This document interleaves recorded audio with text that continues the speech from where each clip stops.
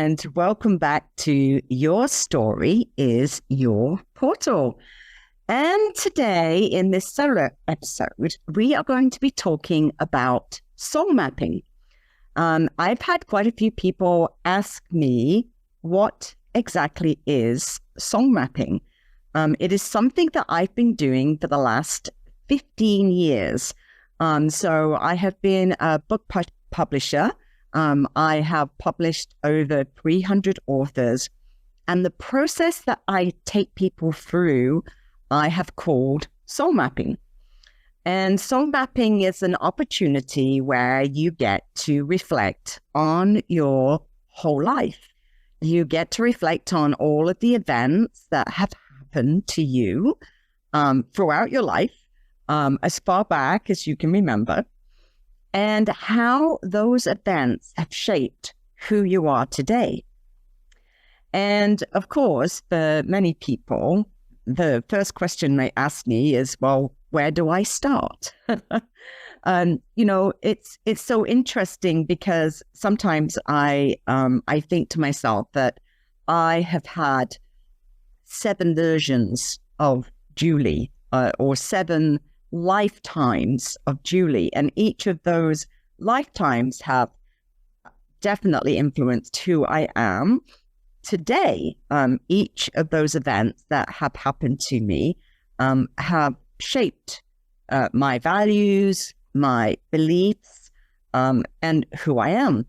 Because unless you have different experiences, then we really are a result of our family, because where else could we get our values and beliefs from? Not usually a child finds their own values and beliefs because they are very heavily influenced by their environment and the environment that they are being raised in. And so if you are raised in a Muslim family, with Muslim beliefs and told that Allah is the one and only, and that everything you do will be influenced by whether you are doing good or doing bad in Allah's eyes. Or maybe you have been raised as a Christian, or maybe you were raised in an environment where you were in poverty or you were in famine. Unless you explore the rest of the world, you only get to know that environment. You don't know anything that might exist outside of that environment unless you are influenced by media, for example. And of course, many people are influenced by media. I remember from my traveling days that when I was in Africa, it was really interesting to see those people that were living in very remote places, but they had access to a TV. And so their view as to the outside world and what America and the UK and the Western world represented was significantly different to the way that they were living their lives. And of course, that is how we can live our life. We can live our life just assuming and making judgments based on, only what we see, and then how our family and our friends and our peers influence that around us. So how do you get to live your own version of life? How do you create your own values and your own beliefs? Well, from my perspective, I feel the only way you can do that is if you travel. If you go outside of the environment where you were raised, you get to experience new things, new cultures, new ways of being, and you get to observe other people and how they live their life. And based on that, you can explore your life options. So that is what soul mapping is all about. It's all about reflecting on those things and those experiences that you've had throughout your life and how those experiences have shaped who you are. Now, that could be something like parenting, for example. For many people that have had children, then parenting is a huge influence on their life. The way that they were raised may have taught them ways that they might want to raise their children compared to the way that they were raised themselves by their family. For some people, travel is a very big influencer. And of course, for myself, travel most definitely was the way that I got to explore and understand different values, different beliefs, different ways of being. And so in the process of soul mapping, we get to really explore what is it that you actually learned through that life experience. And sometimes what you actually learned in that life experience perhaps goes into your unconscious mind, and you don't actually get to really examine it or explore it until much later in life. A good example for me is traveling around the world. And so I left England in 1998, and I went sailing around the world. Now, I had never sailed before, or I had never been in the Indian Ocean before, or in a big expansive ocean. And so I didn't really know what I was letting myself in for. And I do remember when I reflect back, and this only happened when I did the soul mapping exercise, reflecting back on all of those things. Because, you know, when we are living those experiences, we don't get to slow down and stop and really consider, oh, this is what's happening to me right now. So, for example, I do remember that when I was soul mapping for the first time, I loved the act of putting colored pens in my hand and having a big sheet of white paper in front of me, because I was really able to, for the first time, probably go really inside and ask myself, how did this event truly influence who I am today? And, you know, the way that I discovered that was I started with places. So for me, it was easier to recall all of the events that happened to me during travel by recalling places. So, for example, I started with Africa. And so I drew a circle in the middle of the page and I put Africa. And then from that point, I did ideas that came from and observations that came from Africa. And so I ended up with a circle with little lines coming off it, kind of like a spider. And that's one of the most popular ways to do mind/soul mapping.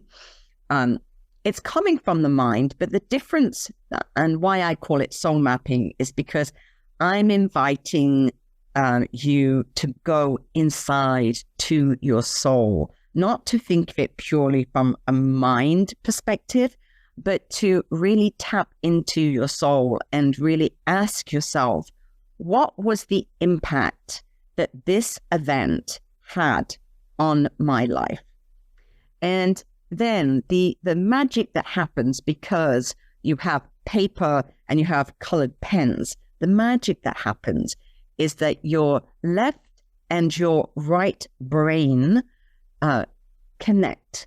And because you are engaging your right brain, which is the creative brain, you are engaging your soul. So you are engaging that part of you from inside. And so that's why I call it soul mapping.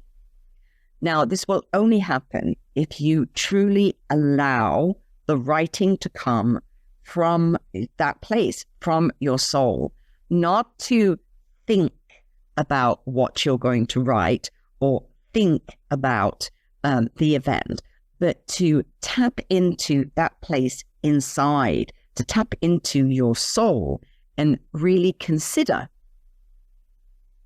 what is it that I felt when I was experiencing this life event? What were the emotions? What were the feelings?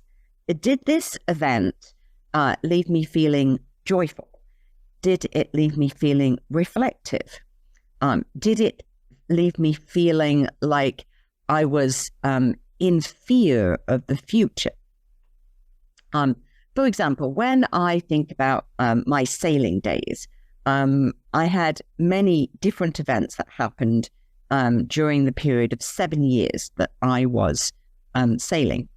Going back to the topic of Africa, my observation of when I lived in Africa was very different to my life in England.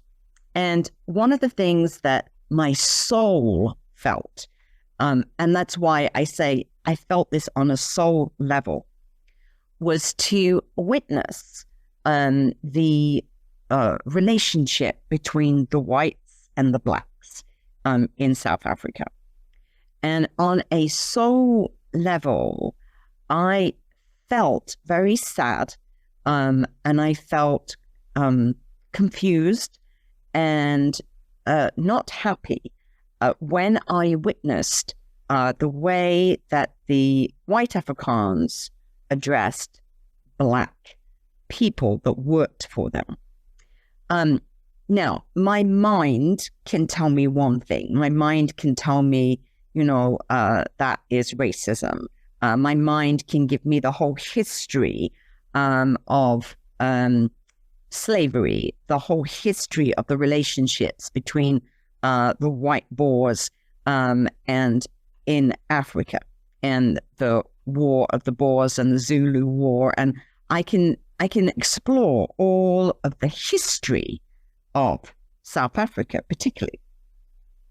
But what I really felt when I explored my soul, when I explored that area, and what were my feelings when I was reflecting on that time.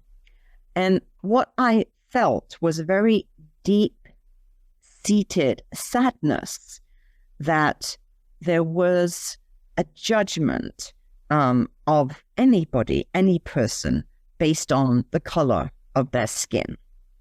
I always felt like when I looked at a person, I was looking at their soul.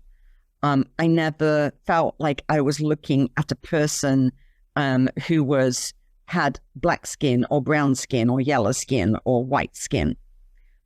I've always felt this way. But in England, I've always had this belief system that was taught to me from my parents, actually asking me to observe a person's skin color as though it should give me some information before I have a relationship with them. And so the time in Africa really helped me to understand what my true feelings were around this topic of skin color.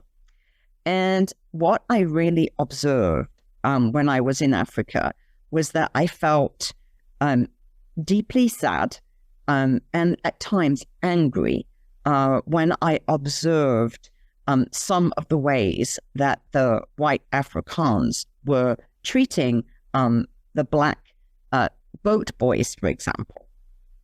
And I felt disempowered, that I wasn't able to express how that saddened me. And on a few occasions when I had reached out to the boat boy, for example, that was working on the boat next to me, and realized that he wasn't drinking any water, and I had given him a bottle of water because he didn't appear to have any water. And, he was very grateful that I did that. And when my neighbor returned from the day and he saw the empty bottle, he was very angry with me that I had interrupted his worker. And he said that it was not my business to interrupt his worker. And so then I felt even more conflicted, that there was this conflict of how I was supposed to behave in a marina as a white woman in this environment.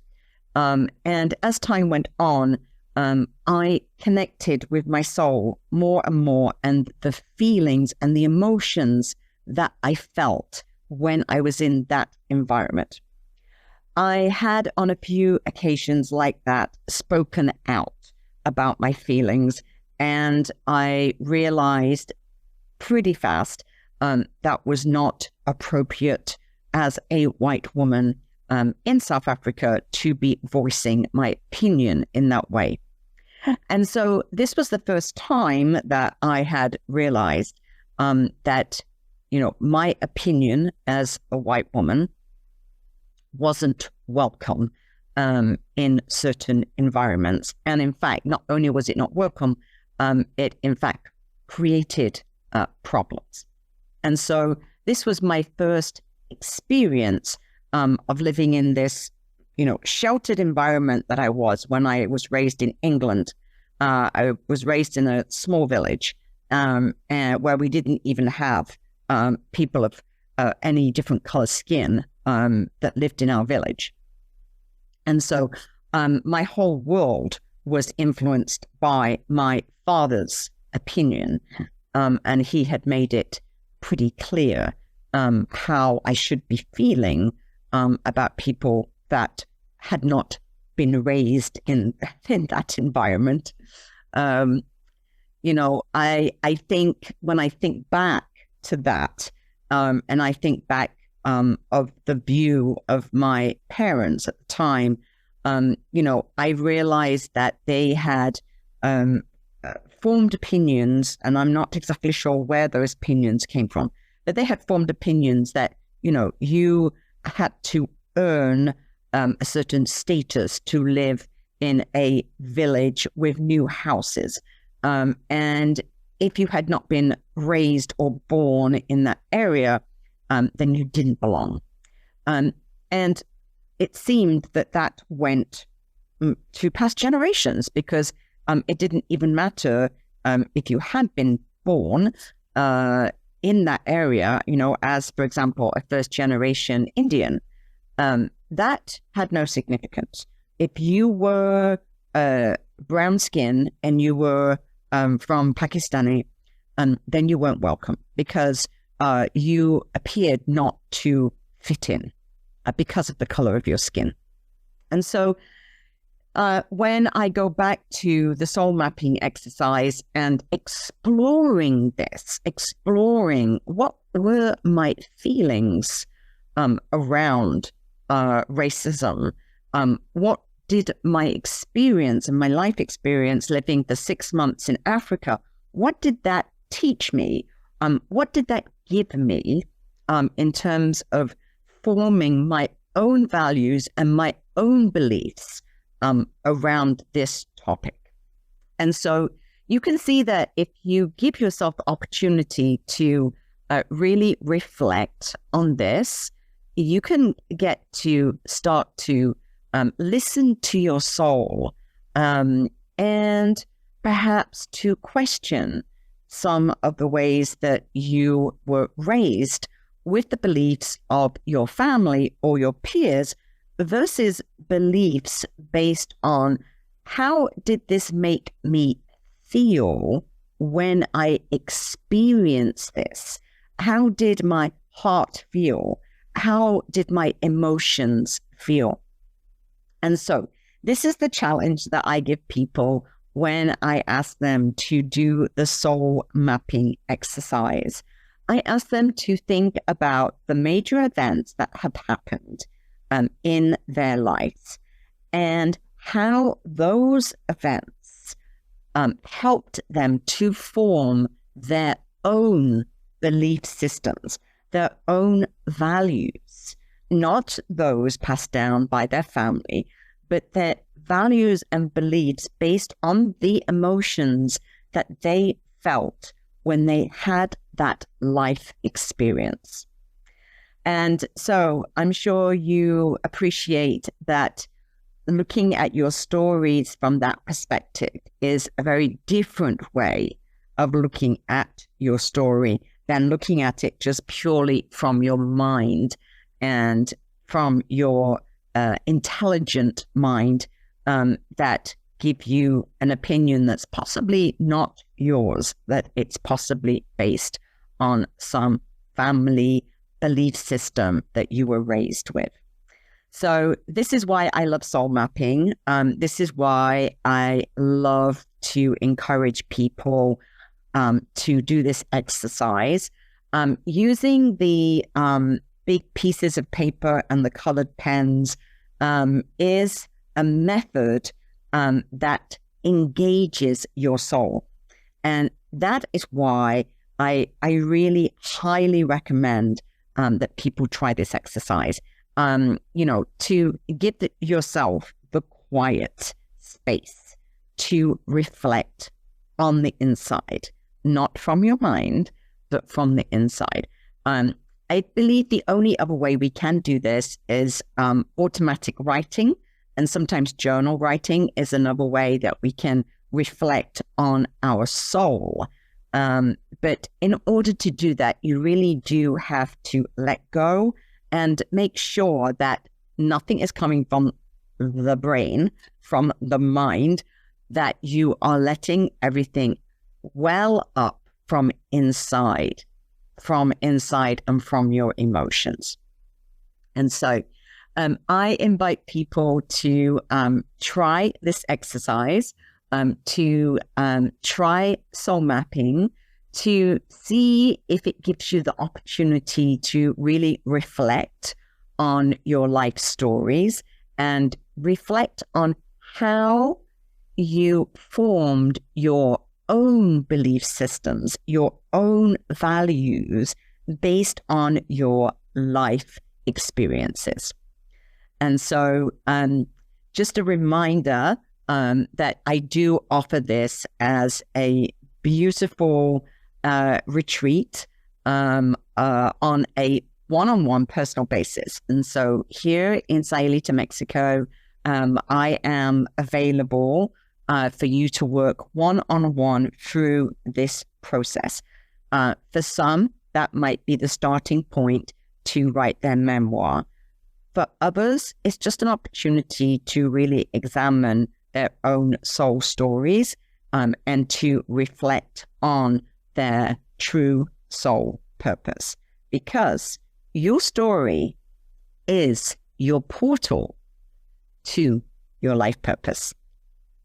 Thanks for listening today. See you next week. Thank you for walking through today's portal.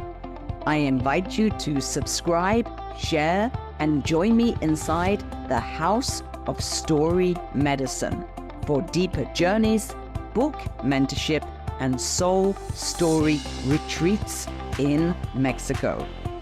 Because your voice matters.